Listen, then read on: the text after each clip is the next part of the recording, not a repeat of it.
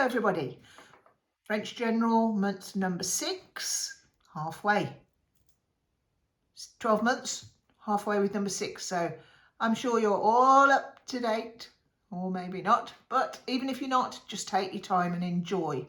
Any questions, just let me know. I haven't had too many questions, so you must all be cracking on, I think, or you haven't even opened your packets, but time will tell. We've got, this is month number 6, we're doing it in 2 parts because I want to give a bit more attention to the one block that's very different. You've not done anything like it before. The video's in 2 parts. The video, yeah. You've got it all, but the video's in 2 parts. Good point, Mark. So this is our hexagon strip.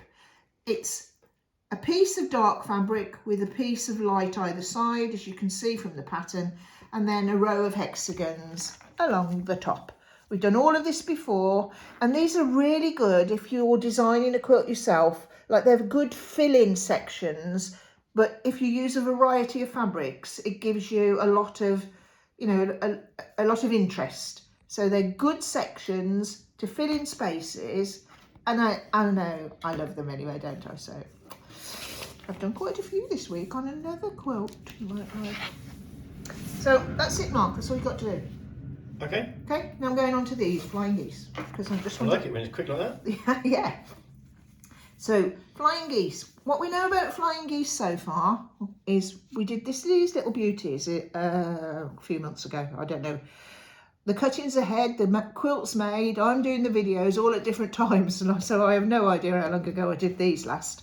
So what we did with these, we started with a rectangle and 2 squares to give us a flying geese unit. As you will remember, we drew across the middle, stitched on the line, flipped it back.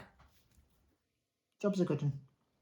Same on the other side, but we're doing a different technique now because I don't want you to get too complacent. We've got things to learn, and so this is a different way of doing flying geese. So you've got triangles in your kit of 2 different colours.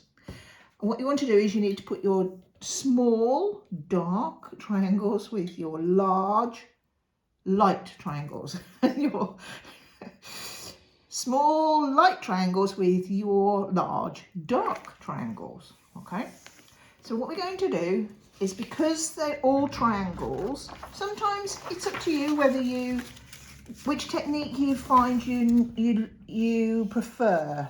I'll squash it a bit, Mark. Martin, I can squash it. Because small ones are more fiddly, so I usually use a square and rectangles. Large ones are obviously larger, so easier to stitch, but also imagine you put in a square on here, you've got a lot of waste, and I am a bit stingy. So what we do is we take a large triangle, bearing in mind you don't want to stretch too many edges, and 2 small ones, and they're going to go like that, exactly like the picture here. So just keep that, Spin that round. Spin your diagram. Just so it's like the picture, so people can relate to the actual picture in the instructions. I get it. Yeah, good. Well done. Upside down sewing, So what you do now is you join a triangle onto either side. But what you don't want to do is you don't want to put it on like this. And you've got, because you might think, well, where do I put it? Do I put it at the top? Do I line it up at the bottom? Or, as we often do, spread out our little overlaps. In this case, to do the geese, you need your piece to match at the bottom and overlap at the top. So you place it together like so, lining up this edge here and this edge at the bottom, okay? And then I'm going to flip. Is that okay, Mark? Flipping? Yep. And I've got a little overlap at the top. So make sure it's right. Put a pin in if you want to, and then you stitch your 1/4 inch seam. So I'm just going to pick it up now. I'm going to stitch my 1/4 inch seam. Is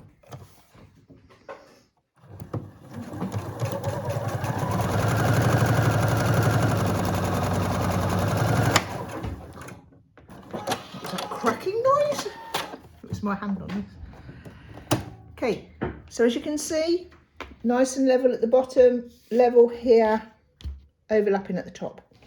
Oh, got an ironing board full of pieces. press away from the large triangle out towards the edge. So this is towards the light and not the dark. Oh no. But when you do the next one, it'll be... Better get over here now. I think Mark's getting too clever, isn't he? Okay, so we've got one. Now put the other one on. And, oh, wrong. Oh. See? Flip it over, line it up, and it overlaps at the top. So put it down, make sure it's lined up, back in. I usually start at the top edge once I'm doing this because it's a little bit, you know, thin here. So I automatically did that, but I'm just telling you because you might find it easier if you start at the top. You've got more fabric for your machine to bite into as you start.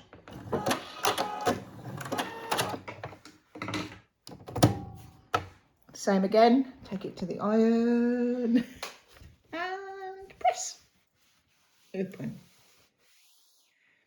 So you can see it's not difficult, it's just different, which is great. Like so. So I've got the picture of the on the actual instructions, yep. And then I've got the one that you've just made, yep. Which is identical. Identical, you're quite right. And then you do the same, you see, with your other combination, colour combination. And you can snip off your little ends there, there, and there. And then it'll be beautiful. So that's part 1 of the video. Come back for part 2. Go away, sew that, come back at part 2. And we'll move on to the hugs. Is it loving hugs? Hugs blocks, which are lovely. I love them. See you later.